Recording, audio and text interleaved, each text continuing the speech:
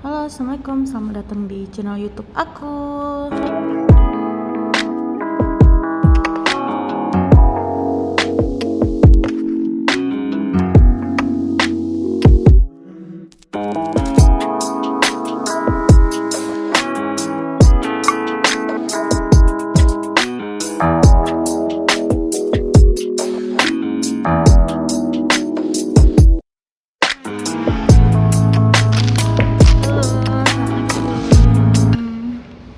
Balik lagi di channel YouTube aku ya. Jangan lupa like, comment, and subscribe biar aku semakin rajin dan semangat buat videonya. Gitu. Jadi hari ini aku mau share tentang profesi aku ya. Jadi aku itu adalah anaknya mama. Mama iku adalah anaknya nenek. Enggak, canda. Jadi aku mau bahas tentang bius. Mungkin teman-teman sekalian udah pernah ngerasain dibius atau udah pernah melakukan operasi, pasti tidak jauh-jauh dari yang namanya bius. Kenapa? Karena setiap tindakan pembedahan biasanya akan menggunakan yang namanya bius. Oke, baik lagi dimulai dari background aku. Aku adalah seorang gembala. Enggak lah, aku penata anestesi. Aku adalah partnernya dokter anestesi gitu. Penata anestesi adalah seseorang yang telah menyelesaikan pendidikan D3 anestesi atau D4 anestesi, atau bahkan perawat umum yang pelatihan yang sudah memiliki STR penata anestesi gitu ya. Nah, aku mau menjelaskan tentang bagaimana keadaan di kamar operasi. Penasaran? Enggak, ya udah enggak jadi.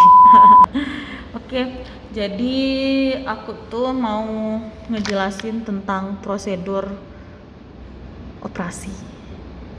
Anggap aja kita mau operasi melahirkan. Karena SC atau seksio cesarea itu adalah termasuk operasi yang banyak itu di rumah sakit aku. Nah, oke, kita mulai dari tahap awal. Jadi untuk melakukan operasi seksio cesarea biasanya kan diperiksa sama dokternya. Nanti kita akan dikasih tahu untuk puasa, akan dikasih tahu untuk jangan makan minum, akan dikasih tahu buat konsul ke spesialis penyakit dalam, konsul ke sana ke sini, cek lab dan sebagainya. Hal itu kita lakuin aja untuk mendukung berjalannya operasi secara lancar dan meminimalisir risiko. Oke? Jadi dimulai dari pasien masuk ruang operasi. Nah, pasien yang masuk ke ruang operasi otomatis setelah memenuhi kriteria yang aku sebutin tadi ya, dan konsulan lainnya dan cek lainnya, yang otomatis yang udah masuk rumah sakit, yang udah masuk ruang operasi itu udah di ACC sama dokter spesialis anestesi untuk dilakukan pembiusan gitu. Karena sejatinya bagi pasien yang mau dioperasi itu risikonya gede, risiko di pembedahannya juga besar, tapi risiko anestesinya juga besar karena berhubungan dengan obat-obat yang dipakai atau obat yang lainnya. Nah, untuk seksio cesarea sendiri biasanya kita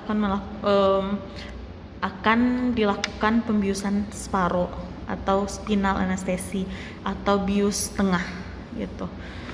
Dari pusar ke bawah gitu, pokoknya yang namanya spinal atau yang namanya bius separo itu diperuntukkan untuk pasien dengan operasi di bagian pusar ke bawah gitu, bagian bawah gitu, enggak di atas gitu, bagian bawah nggak deh pas.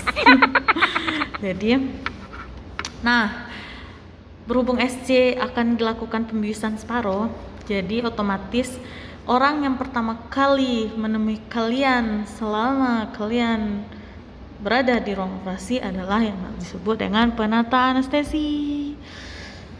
Mereka yang akan menemani kalian dan mereka yang lebih banyak berkomunikasi dengan kalian selama operasi. Kenapa? Karena penata anestesi itu dia mempunyai ruang lingkup kerja perioperatif namanya, yaitu 3 bagian. Sebelum dilakukan pembedahan dan pembiusan, intra setelah dilakukan pembedahan dan pembiusan, dan pos setelah pembedahan dan pembiusan gitu. Jadi yang sering bawa kalian masuk ke dalam ruang operasi itu kalau nggak orang bedah ya pastinya penata anestesi. Tapi penata anestesi adalah orang yang pertama yang menanyai kalian, ada puasa nggak? Kapan terakhir makan minum? Pernah dioperasi sebelumnya? Ada gigi palsu nggak? Ada asma? Apalagi? Dan lain sebagainya gitu. Itu kalau ada yang nanyain kayak gitu, itu otomatis penata anestesi dan bukan perawat bedah. Oke? Nah, selanjutnya setelah kalian di anamnesa seperti itu, kalian akan masuk ke ruang operasi, dibawa ke ruang operasi. Di dalam ruang operasi nanti kalian akan dipasangkan monitoring saturasi dan juga tensimeter yang otomatis akan memompa selama 3 atau 5 atau 10 menit satu kali gitu. Biasanya kalau untuk pasien SC tensinya itu 3 menit sekali, soalnya hemodinamiknya nggak stabil karena obat-obat yang kita gunakan itu dia lebih ke tensinya drop gitu. Nah tapi yang tensinya drop kan yang aku bilang tadi. Nah kenapa orang yang operasi itu sering muntah gitu kadang? Karena efek samping dari obat yang kita gunakan biasanya sering kayak gitu, makanya sering mual gitu karena tensinya turun. Tapi kita juga mengupayakan untuk tensinya tetap normal pakai obat-obat tertentu. Nah ketika udah masuk ruang operasi kita dibiuslah kalian gitu, kita semua dibius. Jangan nanti kalau tukang bius dibius berabe.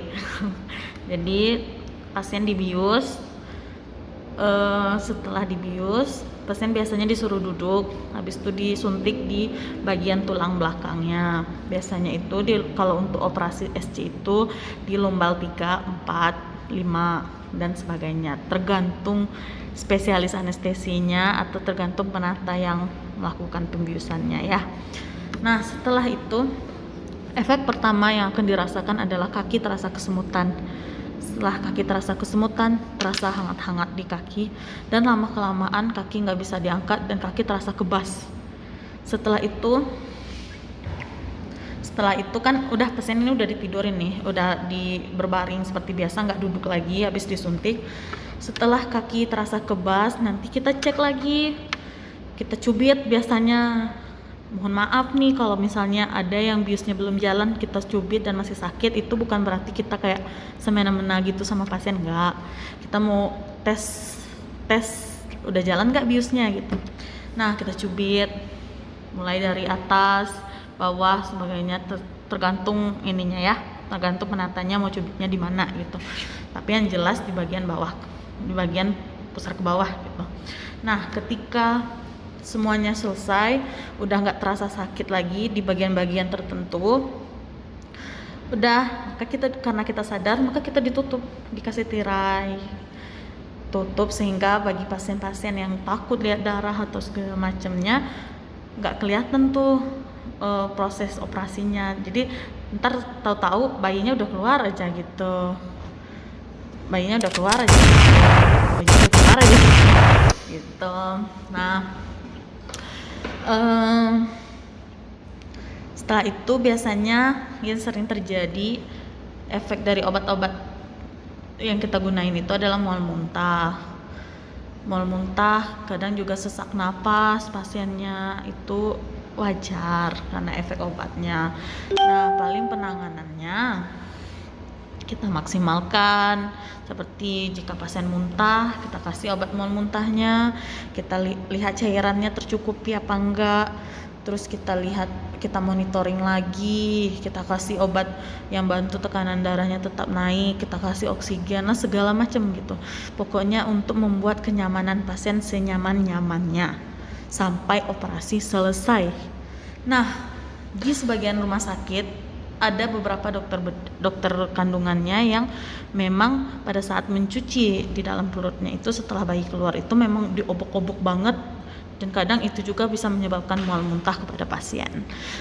Tapi badai pasti berlalu, pasti dengan sendirinya setelah penanganan tertentu pasti bakal hilang juga nyerinya mual muntahnya gitu.